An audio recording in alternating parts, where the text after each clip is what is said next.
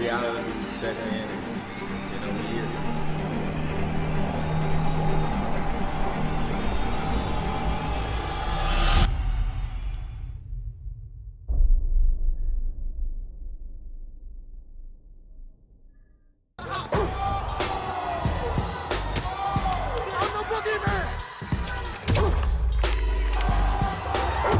Respect isn't given, it's earned in blood. Boxing King Media, joined by Joe Hayden. Just done your weigh-in, ceremonial weigh-in, should I add? So you're not hungry. You've been fed and you've been watered. So bit of a mad weigh-in, mate. How did you find the experience? You actually got the loudest cheer. Mate, yeah, I was surprised and buzzing when I come out. Couldn't help but smile, mate. I didn't realise I had that sort of support coming today. But mate, what a buzz! Yeah, just really excited, really happy to be here, and just really taking it all in. Your whole journey's a bit mad, you know. I've seen how you're meeting with Dave, him trying to punish you in the gym, hoping that you quit, but you just kept coming back. And now he's the main event when he was supposed to have retired 2-3 years ago. And he basically trains you, manages you. It just sounds it just don't sound real. Mate, it's mad. It's been a mad old 4 years to say. Like 4 years ago, I had my first amateur fight with Dave. Fast forward to now, I'm on his undercard at Sheffield Arena on a Matchroom show. It's it don't sound real. It's like playing a video game. I literally said to him the other day, we was on a walk, and I said, it feels like we're playing career mode on Fight Night. Like, it just doesn't feel real. But we're here, and we're both going to put on big performances Saturday night. The other mad thing is you've had like 20 fights in 2 years. This is going to be number 20, isn't it? 20 fights in 2 years. And I remember every time because I go to a lot of the small old shows, and every time I turned up, oh, Joe Hayden's fighting tonight. I was like, didn't he fight a couple of weeks ago? Then I'm at the next show, oh, he's fighting again. It was like as if it was a joke. And now you're fighting on the big stage. It's a bit mad, isn't it? Yeah, so that was the plan, obviously. I had no amateur experience. I only had 5 amateur fights. And when we turned pro, the plan was to just be as active as possible. I was fortunate enough to have a good sponsor in Straight Line, where they allowed me the opportunity to be able to train full time and be able to fight so regularly. So yeah, that's exactly what we did. I think I had 9 fights in my first year as a pro, 7 or 8 in my second, and we just kept it going because we wanted to build that experience up, but sort of like do it on the job, learning on the job sort of thing. And that is what you've pretty much done. But you know what? Your last fight in fact, I'm saying last fight, you've actually had another in-between fight, haven't you? The fight that you had at Doncaster Stadium against Lewis Booth. I think that was the fight for me, which was going to show how good you actually are. Because if you wasn't there, you were going to get found out by Lewis Booth. But you put on a brilliant performance, you know. It was class. Do you know what I mean? I think you showed that night that this isn't like a gimmick, you know, you can actually fight. Yeah, and that's what I feel like I needed. That's exactly what I needed. Like, I feel like that fight was the making of me, really, and that's where the penny really dropped, because I gained so much experience from that fight, and like I said, all I wanted was the respect of people, and people to take me serious and think he can actually fight. Because obviously I've been having all this experience, learning on the road and stuff like that, but I wanted these proper fights now, and I feel like that Lewis Booth fight was a turning point where people went, okay, he can fight, and I took so much from that fight. I felt like a completely different fighter my next time in the gym. And that's why I couldn't wait for my fight that I just had 3 weeks ago. I was saying to everyone, watch this performance. It's going to be even better than the Lewis one, because like the penny's just dropped now, and I feel like such a completely different fighter. And the performance showed with a 5th round stoppage. And I feel like it's all coming together now. It's good to show, because a lot of people are probably thinking, you know, Dave and his boys, it's like he's got like an adopted clan of lads all from all around Yorkshire. It's like he's like a father figure to everyone, isn't he? He's going to hate me for saying that. But it's good to show people that it's not a gimmick. You can fight, and you showed what you can do on that night. And like I said, the craziest thing is you've had a fight since then as well. So tell me this, because I'm curious, is the main event, aka Dave Allen, going to be in your corner when you're fighting? No, unfortunately not. It's going to be my first fight without Dave in my corner. Obviously, as much as I'd love Dave to be in my corner and Dave would love to be in my corner, it's just not possible. He's got such a big fight, and I can't expect that responsibility from Dave. He's got to be firing on all cylinders for MAKHMUDOV. So it's going to be Nigel, Roger Sampson and Kerry Kay's in my corner, I believe.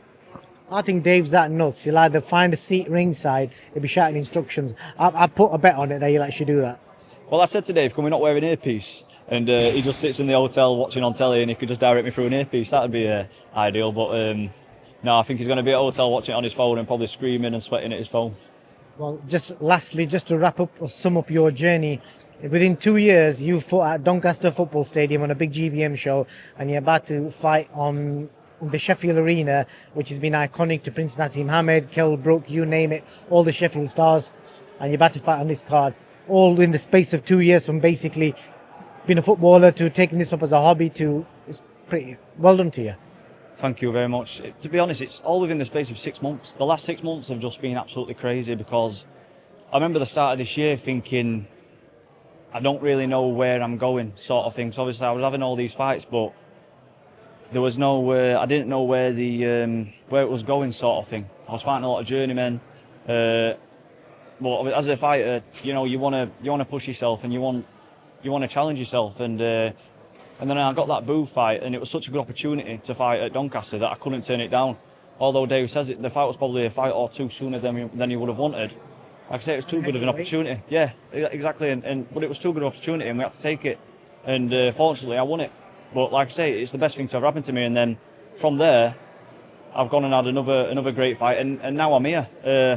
I just feel like the luckiest person alive, to be honest. I can't believe how different the last 6 months of this year has been compared to the first 6 months, and hopefully a big win Saturday night, and then who knows what next year holds. Last thing for you, a lot of people find this nuts, the fact that you're being Dave's chef. Like, what is Dave's managed fighter that he trains? Why is he cooking his food for him? Like, surely Dave, because he's bought himself a mansion, he can pay for a chef, etc. So first of all, is he paying you for it? And second of all, why you? He's not paying me, no, but listen, Dave does so much for me. So I don't expect a penny off Dave for anything. He does more than I could ever ask him for. And I'll be forever in his debt. Look, listen, he's got me here. So, do you know what I mean? But no, it all come from the last Fisher fight. Obviously from the TalkSport interview where he says he's having pork belly for tea every night and bread and ice cream and stuff like that. And I sort of finished that camp and almost felt guilty, thinking I've been living with him for the past 8 weeks. Why have I not been helping him out, doing his food, stuff like that? Because I know a little bit about nutrition, and so I thought, I texted him and I said, mate, the next camp we do, I'll do your diet for you, I'll cook everything, because if it's done and it's prepared there in front of him, he'll eat it. And listen, he's stuck to it to a T, and I think the shape of him shows. So you're saying that he hasn't, because I asked him yesterday. He said he had a can of Coke 6 weeks ago, and he had a Snickers 2 weeks ago. Listen, can of Coke, nothing wrong with that. Yeah. A Snickers, that's good energy before training. So if you can fit it in, there's a way to fit it in. But listen, he's done everything to a T. He's got himself in a really, really good position for this fight. So you can only expect great things to come from this.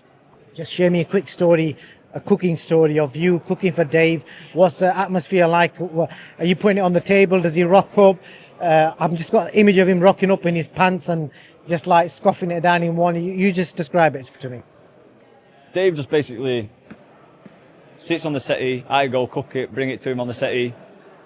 There you go. Actually, the other day I sort of felt like it was like a mum and son moment. He went upstairs to get a shower, and then he was upstairs doing whatever. I was cooking his dinner, bottom upstairs. David, your dinner's ready. And I thought, fucking, I felt like his mother then. But no, it's just very simple. I just ask him what time he wants his breakfast, what time he wants his tea, do it for him, and I have it prepared for him on the dot for the time that he says, and that's just how it is. He doesn't sit on the table, he sits on the couch with a fork and a plate.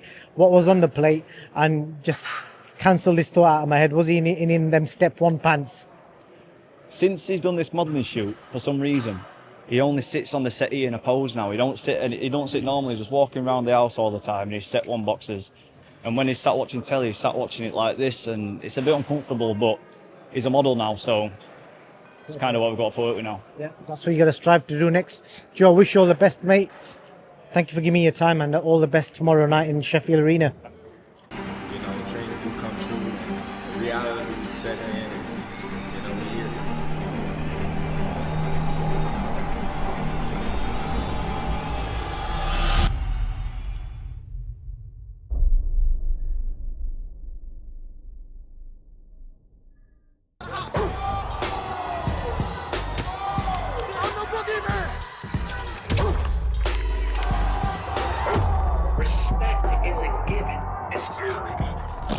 Peace.